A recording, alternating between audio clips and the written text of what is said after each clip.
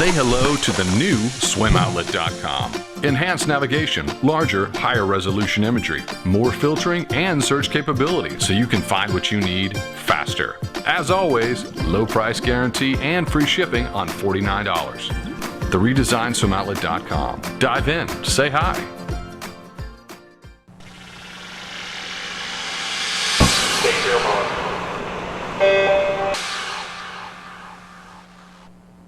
This is the Morning Swim Show for Thursday, June 5th, 2014. I'm your host, Jeff Cummings. Today on the show, we'll talk with Matt Crispino, the head coach of the William & Mary swim team, and junior Megan Howard. Matt's athletes captured 2 top 3 finishes at the conference championships, but what's more impressive is the number of straight-A students he has on his team. Megan and Matt join us now via Skype at William & Mary. Guys, it's great to see you. How are you today? Very well. Good, Jeff. Thanks for having us. Well, it's good to have you guys. Matt, I want to talk about this tweet you sent out a few days ago about your women's team. It said, Tribe Women's Semester GPA 3.42 with 3 4.0s. Very proud of our ladies, as you very well should be. Is this the first time you've had 3 swimmers go 4.0s? Yes, it is. We've had individuals do it. I think we had a semester where we had 2 girls do it, but this was the first time we had 3. And it was our highest overall semester GPA since I've been here over the last 7 years. Yeah, 3.42 is definitely nothing to sneeze at. Megan, you were one of those 4.0 students. Congratulations on that. Thank you very much. Is that your first 4.0 semester, or is more than Yeah, it is. My first 4.0. So how does it feel to know that you got all straight A's? It's actually been a goal of mine for the past 3 years now, so it's a pretty big accomplishment for me. And what's your field of study? Biology. Okay, that is not an easy subject to study. No. What do you think was key for you to get all A's this semester? I really enjoy the classes that I take, and I'm interested in them. Okay, that definitely helps. And then, Matt, obviously there's got to be some work with you as a coach to make sure this happens. We've talked with a lot of swimmers who have said time management is big for them to make sure that they make everything happen, get all the classes done, get all their assignments done, and make sure that they get everything done in the pool. As a coach, how do you work with them to make sure all the pieces fall into place? Well, I honestly, I don't think I can take too much credit here. We have like Megan Howard on your team. It makes my job pretty easy, and she makes me look pretty good. The one thing that we've emphasized a little bit is trying to avoid distractions. At a place like William & Mary, they're pretty loaded up with rigorous schoolwork, and we're swimming at the Division I level, and we demand a lot from them all year round. And it's important that if they're going to get their work done in a timely manner, that they're able to avoid some of the distractions that are so readily available in today's day and age. And we also talk, I think like probably every other coach in the country, I talk a lot about keeping your priorities straight, remembering that you're here to be a student first, to be a swimmer second, and as long as those things stay in the forefront of your mind throughout the season, that you can be successful in both endeavors.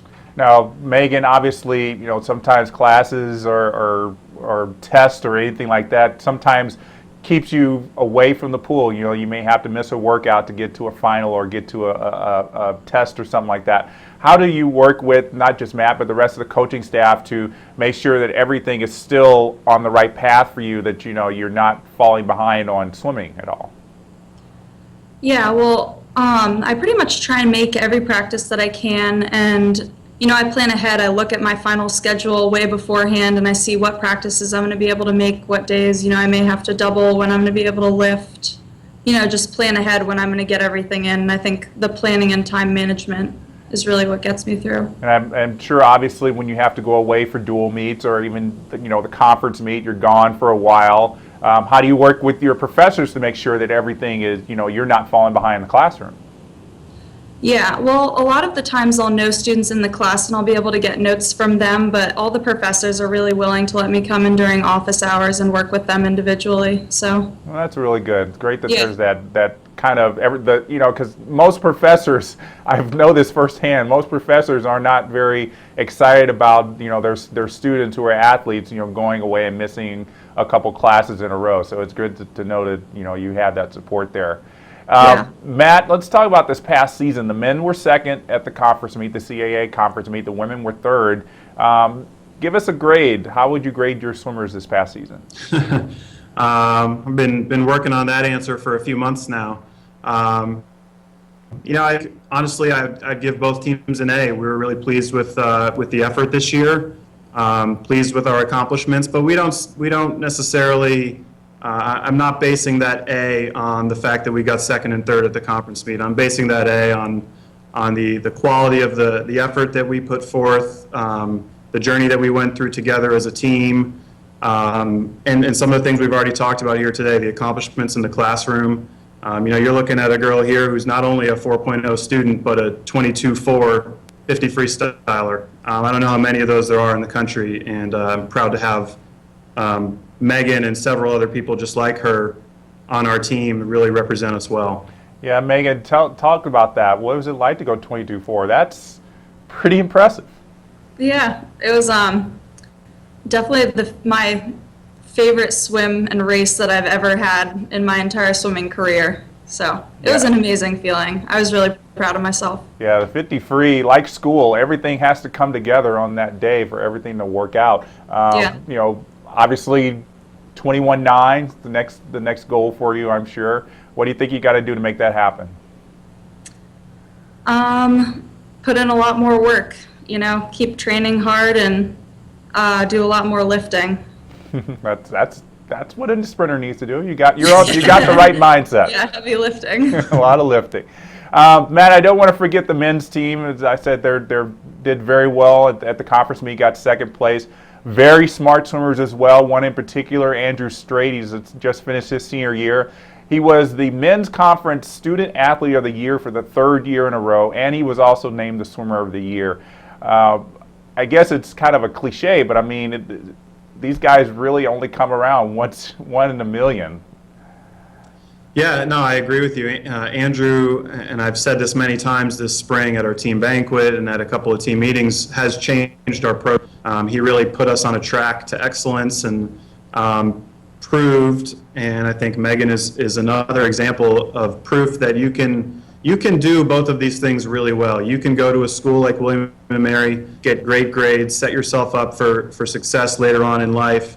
Andrew has a great job that he's already about to start here since graduation, and you can excel in the pool at the highest level. Andrew came close, as Megan did, to qualifying for NCAAs, and we're proud that our student athletes are performing at such a high level in both of those areas, and as well as representing themselves well in the community here at William & Mary. Well, I'm sure he's going to be hard to replace. Like I said, he's probably one in a million. You got anybody on your team who can, at least kind of contribute the way he did? We do actually. I don't know if Andrew would like me saying this, but I think we've already replaced him. We're looking pretty good for next year. We had a breaststroker nearly as fast as Andrew, who wasn't even on our conference team, who in all likelihood will be next year, and I think we're going to be a better team. But again, that's due to Andrew's efforts in large part, not because he's leaving. We're certainly sad to see him go, but he's off to greater pastures, and he's going to accomplish great things in life, just like Megan, who hasn't said so, but she's pre-med here studying for the summer to take her MCAT and hopefully go into med school 1 year from now. That is amazing. Yep. Well, like you said, I mean, I don't think Andrew's going to be disappointed to hear that. I think he wants the team to continue to get better, and I think he would want you to have somebody already ready to go in his place. So it sounds like you got it there. Hopefully we could say William & Mary CAA conference champions next year. That's the plan. That's the plan. All right, well, I know there's a lot of work to do before all that time, but before we let you go, guys, we're going to submit you to our final five. These are 5 questions we ask all of our guests on the show. So, Megan, the first question is for you. If you could change the order of strokes in the individual medley, how would you change it? I would take away breaststroke entirely, if that's an option, and just go maybe like fly, back free. Well, I don't know. I'll let that fly for this time. Matt, instead of coaching, what's a career or job you would like to try? If I was not coaching, I would be teaching. I just like the idea of teaching and education, and I think of myself as a teacher, so that's what I would do. Real quick, any particular subject in mind? I don't know, anything. Anything. Okay. Megan, what's a career or job you would not like to try? I would like to try. You would not like to try. Not like to try. Oh. I don't know. Coaching? Yeah, maybe. I don't know. Megan's coaching Summer League right now, so I Yeah. think the jury's still out on whether she likes it or not. Well, I think if you could survive Summer League, you could survive anything. Yeah, probably. Matt, what's a rule in the swimming rule book you would like to change or add? Oh, geez. That's a tough one.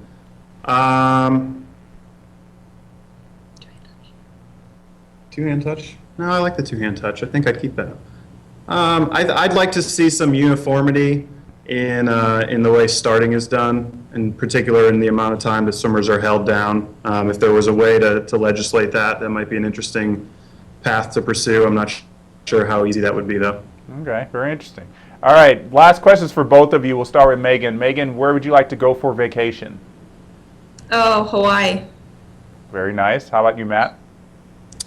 Connecticut, Okay. my home state. Okay, very good. That answers that. I was like, not really the ideal vacation. Not exotic. Connecticut. but I understand that now. That's very good. All right, guys, thank you so much for joining us. Congratulations on a great season.